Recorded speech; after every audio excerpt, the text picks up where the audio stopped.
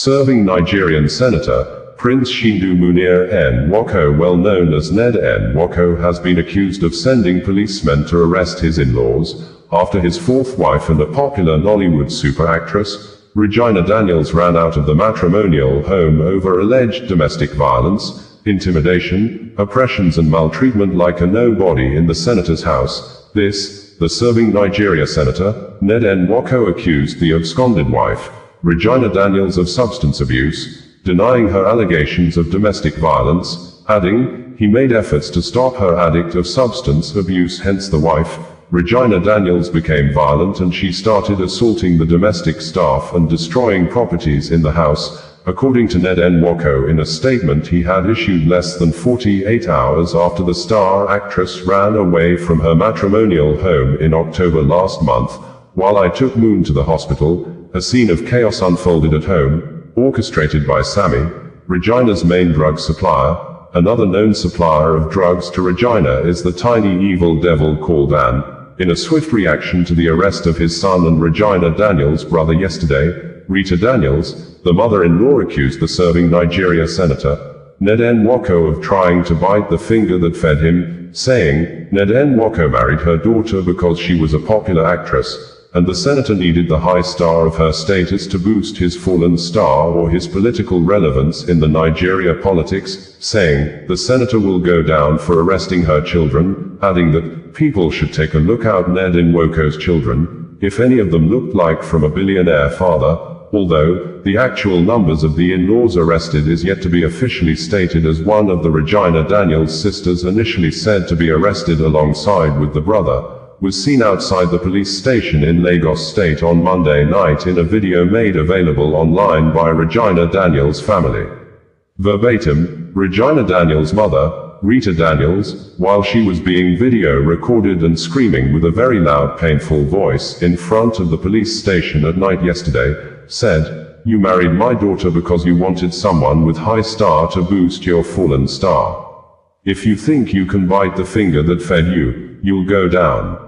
Regina gave you $50,000 to support your election. All my resources also went into that same election. You are mad." Nigeria media reported that the arrests came days after actress Regina Daniels allegedly filed for divorce, accusing him of domestic violence. Calling out the senator amid the marital crisis on Monday, Regina disclosed that her elder brother and sister had been arrested.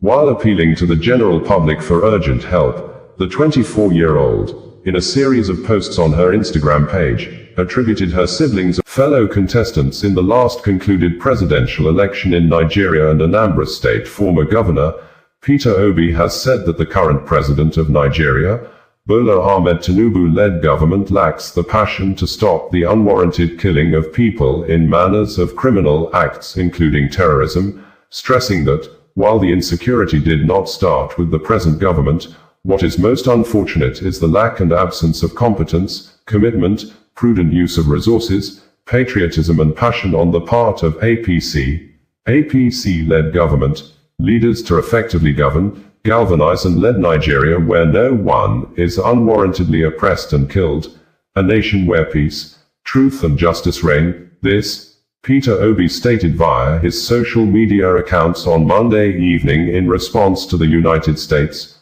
U.S. President Donald Trump announced plans to launch U.S. military action in Nigeria to wipe out terrorists killing Christians in the West Africa country. According to Peter Obi, the recent pronouncement by the U.S. government declaring Nigeria a country of particular concern, CPC, and indicating possible military action should give every well-meaning Nigerian serious concern. There is no doubt that Nigeria is experiencing an unprecedented level of insecurity with attendant carnage and the most shocking loss of lives and property. According to Amnesty International, over 10,000 people have been killed in Nigeria since May 2023, and as I have repeatedly lamented, the unwarranted and unprovoked killing of Nigerians is most condemnable, and all efforts must be made to bring it to a stop. It is equally important to state that the terrible situation is significantly avoidable with competent leadership and governance. While the insecurity did not start with the present government, what is most unfortunate is the lack and absence of competence, commitment, prudent use of resources, patriotism and passion on the part of APC-led government leaders to effectively govern, galvanize and lead Nigeria where no one is unwarrantedly oppressed and killed, a nation where peace, truth and justice reign. As democracies, Nigeria and the US have long been strategic partners committed to regional peace and security. That relationship should not falter. The present situation calls for constructive diplomatic and any other plausible engagement by both nations aimed at addressing the prevailing and disturbing security concerns. Both countries must work in concert and expeditiously towards that purpose. Peter Obi had earlier on October 28, 2025 condemned the Nigeria government over rising criminal acts in drug abuse-related crimes, saying, when criminals can now use the country logistics companies to distribute narcotics across the country. Barrister Jefferson Uwoghiren, a human rights lawyer and a political activist, has said, nothing wrong if it takes the intervention of the United States, US President Donald Trump to end the raging fires of insecurity, institutional wickedness and terrorism in Nigeria. The legal practitioner stated this in numbers of posts he published through his personal social media platform since President Donald Trump announced U.S. intention to launch military action in Nigeria to wipe out terrorists killing Christians in the West Africa country, saying, if America's saber-rattling military threat is the dirty water needed to flush this country clean, or quench the raging fires of institutional wickedness, insecurity, and terrorism, so be it. According to Barrister Jefferson Uwoghiren, dirty water day quench fire. Nobody, yes nobody deserves to die in the hands of terrorists. If it takes Trump's intervention to wake up disgraceful governments to act swiftly, vigorously, patriotically, and responsibly, so be it. The primary business of government is the safety and protection of the lives and properties of citizens, whether Christians or Muslims. If America's saber-rattling is the dirty water needed to flush this country clean, or quench the raging fires of institutional wickedness, insecurity, and terrorism, so be it. Now government way serious, citizens day loyal for, a country of concern to disgraced country. How did we get here? This is the lowest of lows in Nigeria-America relations. A country we ditched the UK for and adopted its system of government. Practically everything. This is not really about Trump. It's more about how we treat crime, punishment, and our bogus criminal justice system. The government has surrounded itself with fawning nincompoop and incompetent advisors who see national security only through narrow tribal prisms and ritualism, adept at creating enemies for the government instead of friends. No attempt at conciliative politics or national unity. Almost 3 years. There are no ambassadors to major countries. Our foreign policy chiefs are torn between transactional politics of financial safe havens or alignment with non-aligned low-energy Caribbean countries. Our domestic policy leans more towards appeasement of fading potentates rather than the enforcement of nation-building rules. We can't continue this way. Either we sit down and talk, or others will do the talking to us. A collapsed or exploding Nigeria is a threat to global peace and a humongous humanitarian disaster that must be avoided at all cost. We are almost at the gate. Where's the break? We have reported that Ogun state-born princess, Olatunji Munir has reacted over. Lagos State Command of the Nigeria Police Force has declared the founder and publisher of Sahara Reporters news media, Omiyele Sowore, wanted for organizing protest in Lagos State, which, the Lagos State Commissioner of Police, Moshood Jimoh, said Sowore has allegedly committed the offense of breach of public peace, and the police commissioner thereafter confirmed the arrest of 13 persons he described as vagabonds and miscreants as group of people came out on Monday morning to protest against the demolition of their settlements after their houses at the Koka and Ojulari areas of a Warrenshoki community in Kasofe local government area of Lagos State were brought down at midnight on Saturday, hours after the state government announced that it had compensated about 80 property owners on Friday, forcing some concerned citizens to condemn the government for displacing families without a clear plan for relocation and reintegration into the housing system. This, Omoyele Sowore, in an on-the-spot video statement made on Monday at the scene of the protest, said he could not come down from the vehicle because he had a privileged information that there was plans to kill him if he comes out openly during the protest. According to Sowore, the action of the police explained why President Donald Trump of the United States, U.S. is considering military action in Nigeria because the U.S. president has seen weak leadership and leaders do not mean well for the people. According to the Lagos State Police Commissioner, I hereby, as the Commissioner of Police, Lagos State Police Command, declare Sowore wanted. I declare him wanted for causing disturbance of public peace and an act to commit a felony by planning and putting all the plans in motion to block the third mainland bridge to cause hardship for Lagosians and other Nigerians, more especially visitors, who are transients through this end. We will not allow that. We are closing in on him. Anywhere he is, he should know that we are closing in on him. We learned that he was in a bus and being videoed. Why didn't he come down? He came down in Abuja. He should come down. Wherever he is, he should report himself to the nearest police station. We are going to arrest him, investigate him and prosecute him. The Commissioner of Police said massive deployment of police personnel had been made, not just to the third mainland bridge but also to other parts of the state, where coordinated protests are likely to hold. The police boss stressed that this location is vital to the city's economy and the well-being of commuters. We will not allow any action, peaceful or otherwise, that seeks to block the bridge and disrupt livelihoods. Any attempt to obstruct the third mainland bridge is a direct threat to public safety and national infrastructure. Anyone attempting to disturb public peace will be arrested, investigated and prosecuted. Ogun State-born Princess Olatunji Munir has reacted over the description of Nigeria as a disgraced country by President Donald Trump of the United States, U.S., saying, "The greatest contribution the United States and its allies can make at this pivotal moment is to support the genuine democratic emergence of visionary, credible, and people-centered Nigerian leaders, not the preservation of a kleptocratic status quo that has entrenched poverty, division and despair, calling on the international community for the urgent need to uphold democracy and human dignity amid President Trump's plans to begin U.S. military actions in Nigeria to end the killing of Christians in Nigeria." While reacting to the recent remarks by President Donald Trump portraying Nigeria as a disgraced country, Princess Olatunji acknowledged the deep governance challenges confronting Africa's most populous nation but emphasized that Nigeria's struggle is not one of Christian-targeted conflict, but one of governance, justice, and humanity itself.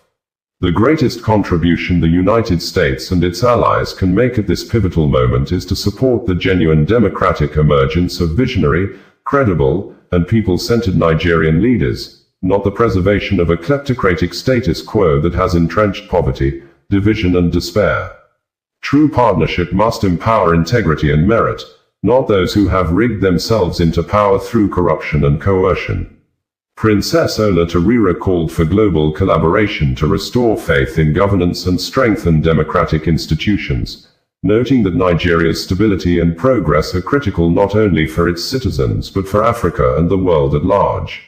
Only through principled engagement and unwavering support for democracy can Nigeria's citizens rebuild their nation in peace and dignity, free from the devastation of renewed conflict. I look forward to continued dialogue, progressive cooperation, and a shared vision for humanity, she concluded. We have reported that President Donald Trump of the United States of America has placed U.S. soldiers on red alert for possible war in Nigeria. According to President Trump, the U.S. Department of War should prepare U.S. troops for possible military action in Nigeria if the Nigerian government continued to allow the killing of Christians. The U.S. troops may very well go into that now disgraced country, guns a-blazing, to completely wipe out the Islamic terrorists who are committing these horrible atrocities. This, President Trump issued on Saturday evening in line with Greenwich Meridian Time after President Bola Ahmed Tinubu personally signed a statement rejecting Trump's earlier claim on Friday that Christians are being targeted and killed in Nigeria, Although President Bola Ahmed Tinubu disagreed with Trump, who had described the high. President Donald Trump of the United States of America has placed U.S. soldiers on red alert for possible war in Nigeria. According to President Trump, the U.S. Department of War should prepare U.S. troops for possible military action in Nigeria if the Nigerian government continued to allow the killing of Christians. The U.S. troops may very well go into that now disgraced country, guns a-blazing, to completely wipe out the Islamic terrorists who are committing these horrible atrocities. This, President Trump issued on Saturday evening in line with Greenwich Meridian Time after President Bola Ahmed Tinubu personally signed a statement rejecting Trump's earlier claim on Friday that Christians are being targeted and killed in Nigeria. Although President Bola Ahmed Tinubu disagreed with Trump, who had described the high level of insecurity in Nigeria as a religious war by Islamic terrorists against Christians, but some Nigerians quickly took to the comment section of President Bola Ahmed Tinubu post on X social media platform, and pasted a screenshot of a tweet published by President Bola Ahmed Tinubu on January 29, 2014, wherein President Bola Ahmed Tinubu apparently had long accepted and agreed that the insecurity in Nigeria is possibly a religious war against Christians in the West Africa country. Verbatim, in the tweet, Tinubu said, "The slaughtering of Christian worshippers is strongly condemnable. It calls to question the competence of Jonathan, then President of Nigeria, to protect Nigerians." This old statement by President Bola Ahmed Tinubu indicated that President Donald Trump of the United States of America may not be the first person to describe the insecurity in Nigeria as a religious war against Christian communities in the West Africa country. President Trump, in his latest policy statement via his Truth social media platform on Saturday evening, said, and in quotes, that if the Nigerian government continues to allow the killing of Christians, the USA will immediately stop all aid and assistance to Nigeria, and may very well go into that now disgraced country, guns a-blazing, to completely wipe out the Islamic terrorists who are committing these horrible atrocities. I am hereby instructing our Department of War to prepare for possible action. If we attack, it will be fast, vicious, and sweet, just like the terrorist thugs attack our cherished Christians. Warning. The Nigerian government better move fast. According to President Bola Ahmed Tinubu, Nigeria stands firmly as a democracy governed by constitutional guarantees of religious liberty. Since 2023, our administration has maintained an open and active engagement with Christian and Muslim leaders alike and continues to address security challenges which affect citizens across. Reports on Saturday early morning in the Africa country of Tanzania indicated that thousands of youths in the country have continued mass protest in the Tanzania capital city of Dodoma. Also simultaneously in the country former capital city of Dar es Salaam, which remains the country's largest city and its main economic hub, while streets in Mwanza, Mbeya, and Arusha have remained occupied by the aggrieved youths who the major opposition political party, Chadema, claimed have been shot at, and over 700 of them have been killed by security operatives since the violent protest erupted in the country on Wednesday over the 2025 presidential election allegedly marred by corrupt practices. But the Tanzania Foreign Ministry dismissed the claim, saying, the Tanzania government is not aware of any death recorded or any of the protesters killed, adding, the government has not used excessive force on the protesters. The United Nations UN Human Rights Office stated on Friday that it has a credible report of at least 10 deaths recorded as a result of killing of protesters by the Tanzania security forces, and information from border communities between Tanzania and Kenya indicated that, on Thursday, October 30th, in the afternoon, chaos broke out at the Namanga border checkpoint as Kenyan and Tanzanian youth threw stones at Tanzanian police, and the police responded with live ammunition and tear gas canisters, leading to a casualty of 2 people shot dead by police and 2 others, including a Kenyan police officer, were seriously injured. While violent protest continued across major cities in Tanzania, President Samia Suluhu Hassan of Chama cha Mapinduzi, CCM political party was declared winner, and the electoral body announced on Saturday early morning that the president secured a re-election figure of 97.66% of the votes, which represents 31,913,866 ballots. In the October 29, 2025 controversial presidential election boycotted by the country's main opposition political party, Chadema, which the Chadema political party did by not signing the Electoral Code of Conduct after the set deadline, and the Tanzania electoral body subsequently banned the Chadema political party from participating in the general election and all by-elections till 2030, and this is in addition to the disqualifications of challengers like Tundu Lissu of Chadema political party, the main opposition leader who remains detained since April 2025, and other serious challenger, Luhaga Mpina of ACT Wazalendo, was disqualified on technicalities. The final result showed Hassan 97.1 and 66% of the vote, dominating every Kingsley Kanunta Kanu, the younger brother to Mazi Nnamdi Kanu, in an ex-post as reshared by Barrister Uwoghiren, the coordinating lawyer for the detained Biafra Republic agitation leader. Mazi Nnamdi Kanu has given reasons why his elder brother had continued to defend himself on the ground of no case submission, saying, "The federal government of Nigeria, who made the accusations and filed the terrorism charges against the Biafra leader, has not been able to pinpoint any aspect of the Nigeria laws that should warrant his brother, Mazi Nnamdi Kanu, to enter defense," citing several court rulings that invalidated the federal government accusations against the detained Biafra leader. This, Kingsley Kanunta Kanu stated in reaction to the commentary of Dr. Sam Amadi, published on This Day newspaper, after the detained leader of the indigenous people of Biafra, Nnamdi Kanu, on Monday, abandoned his earlier plan to call witnesses in his ongoing trial before the Federal High Court in Abuja. Nnamdi Kanu, who is being prosecuted on 7 counts of terrorism charges brought against him by the federal government, last Friday, had prayed the court for an adjournment after informing the trial judge, Justice James Omotosho, that his former legal team, led by a former Attorney General of the Federation and Minister of Justice, Chief Kanu Agabi, San, had yet to release his case file to him.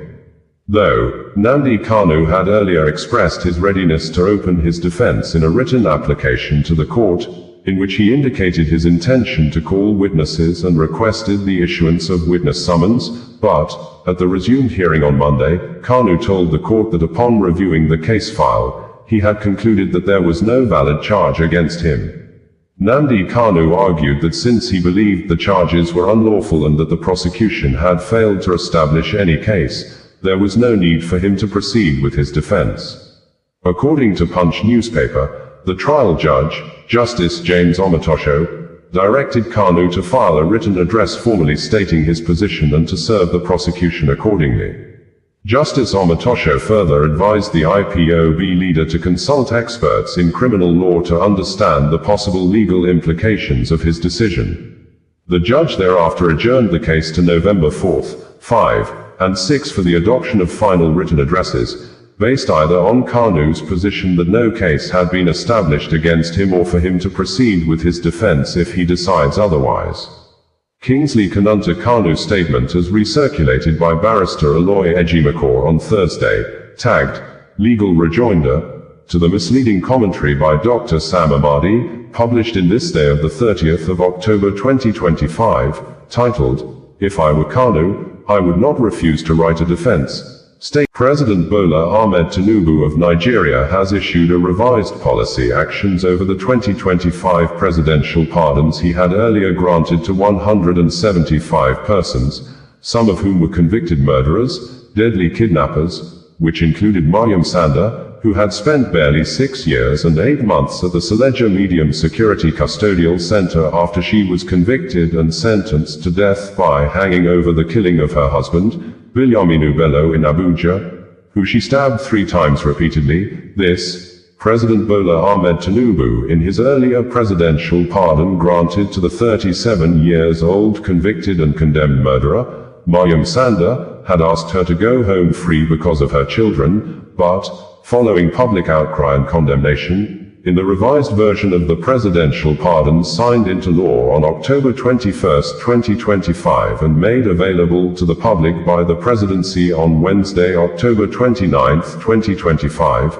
President Tinubu commuted the death sentence to 12 years imprisonment, although the presidency never mentioned the total numbers of people granted the presidential pardons. But the list of beneficiaries made available by the presidential spokesperson, Bayo Onanuga, indicated that only 86 persons were granted the presidential pardons, and Mariam Sanda, apparently spelt as Mariam Sunda, was last on the list, and the names of earlier beneficiaries like Kelvin Prosper Oniara were not seen in the revised edition of the list. Maybe the names were omitted due to excessive public outcry that Prosper Kelvin Oniara was a convicted, notorious, high-profile gang leader of a deadly kidnapping group that were widely stated to be responsible for the kidnapping and subsequent killing of a former Anambra State Deputy Governor, Julian Wike, kidnapping of a prominent legal practitioner, Mike Ozekome, on August 24, 2013 along Benin Auchi Road, and during the kidnapping operation, the gunman ambushed and killed 4 police officers, including the divisional police officer,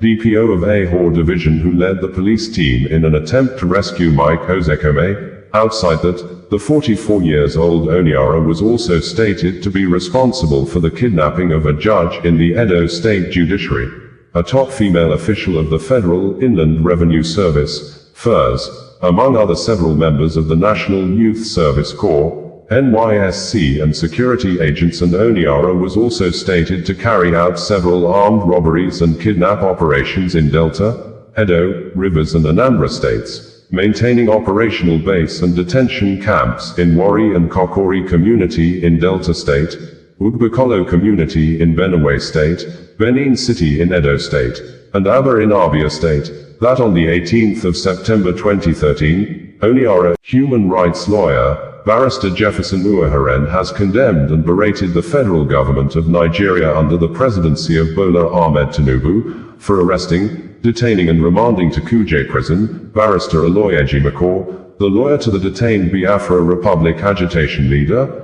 Mazi Nnamdi Kanu, after Aloy Ejimako was seen joining the Free Nnamdi Kanu protest in Abuja on Monday, according to the human rights lawyer, who have remarkable experience in fighting against police extrajudicial killing. One notable exception is that a lawyer enjoys less freedom than others to speak publicly about his or her own cases, but not when it involves solidarity marches and protests for his client. The conducts of lawyers and the limit of their professional duties is the kernel of the alarming accusation by the presidency yesterday against the lawyer of Mr. Nnamdi Kanu and his subsequent arrest by the police for his presence at a scene in Abuja, where protesters were marching peacefully demanding the release of Mr. Kanu. The statement from the presidency and the police action is obviously a culmination of undisguised hostility towards the lawyer for having the temerity to represent a person the government have since prosecuted and convicted in the court of public opinions. Ordinarily, a lawyer's bail application for alleged crime of illegal protest won't be refused.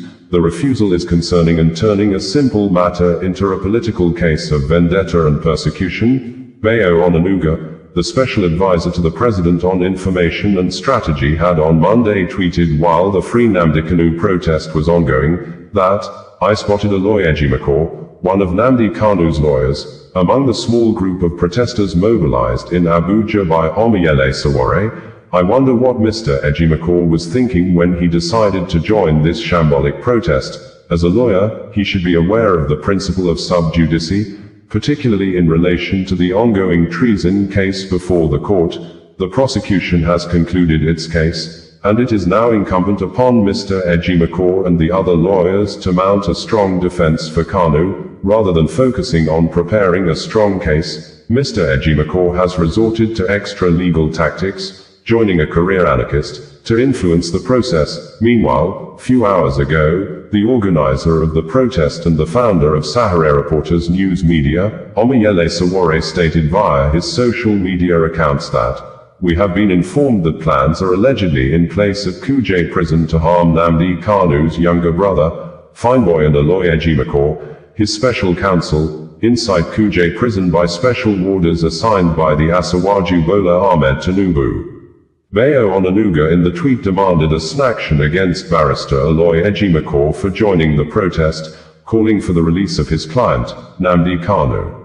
A Nigeria Police Force, NPF, under the leadership of the Inspector General of Police, IGP Kayode Egbetoken, who is currently in the United States, US, attending the International Association of Chiefs of Police, IACP annual conference in Denver, Colorado, USA, alongside other senior police officers, has warned troublemakers to resist the temptation of hijacking the Free Nnamdi Kanu protest slated to hold today across the West Africa country by the organizers and other group of Nigerians to demand the release of the detained Biafra Republic agitation leader, Mazi Nnamdi Kanu. Also, the NPF reminded the organizers and the protesters to respect the federal High Court order that restricted them from staging the protest in certain areas in Abuja, such areas which included Aso Rock Villa and its environs, the National Assembly Complex, Force Headquarters, the Court of Appeal, Eagle Square and Shehu Shagari Way, while assuring the protesters of protection. The NPF, in a statement issued and made available by the force spokesperson, Benjamin Hundean, indicated that the Nigeria Police Force reaffirms its unwavering commitment to upholding the rule of law and maintaining public peace in accordance with constitutional provisions. This follows the subsisting order of the Federal High Court, Abuja Division, given on the 17th of October 2025, by Honorable Justice M.G. Umar, in suit number FHC, ABJ, CS, 2202-2025, Federal Republic of Nigeria vs. Omoyele Sowore and 4 others. The order restrains the respondents and any other persons or groups acting under their instruction from staging protests within and around Aso Rock Villa and its environs, the National Assembly Complex, Force Headquarters, the Court of Appeal, Eagle Square and Shehu Shagari Way. In deference to the authority of the court and in line with the constitutional mandate of the police to enforce law and order, the force hereby calls on all groups, whether in support of or opposed to the ongoing agitation for the release of Mazi Nnamdi Kanu, to adhere strictly to the provisions of the court order. The directive remains binding and enforceable pending further judicial proceedings. The Nigeria Police Force recognizes and respects the rights of citizens to peaceful assembly and expression. However, such rights must be exercised responsibly and within the limits of the law, particularly where public safety, national security, and the rights of other citizens are concerned. The court's intervention is therefore a safeguard, not a suppression, of constitutional freedoms. Accordingly, all intending protesters and counter-protest groups are strongly advised to avoid restricted areas and to refrain from any act. Founder of Sahara Reporters News Media and the organizer of the Free Nnamdi Kanu protest, Omoyele Sowore, has refuted and debunked the reports circulating in some sections of the media that the Federal High Court sitting in Abuja has stopped the upcoming Monday, October 20th mass protest organized to demand the release of the detained Biafra Republic agitation leader, Mazi Nnamdi Kanu, saying, "The media report is false and a calculated attempt to distract members of the public from coming out to join the protest," adding, "Nnamdi Kanu is so sick that the people must come out now to set him free." The sickness, as alleged by Omoyele Sowore, apparently challenged the medical report issued by the Nigerian Medical Association, NMA, who had submitted its panel report before the trial court on Thursday that Nnamdi Kanu is fit to face trial, that the sickness is not life-threatening, but Punch newspaper reporter at the court on Thursday reported that it was the Department of State Services, DSS lawyer, who happened to be one of the parties in the dispute that presented the NMA medical report before the court.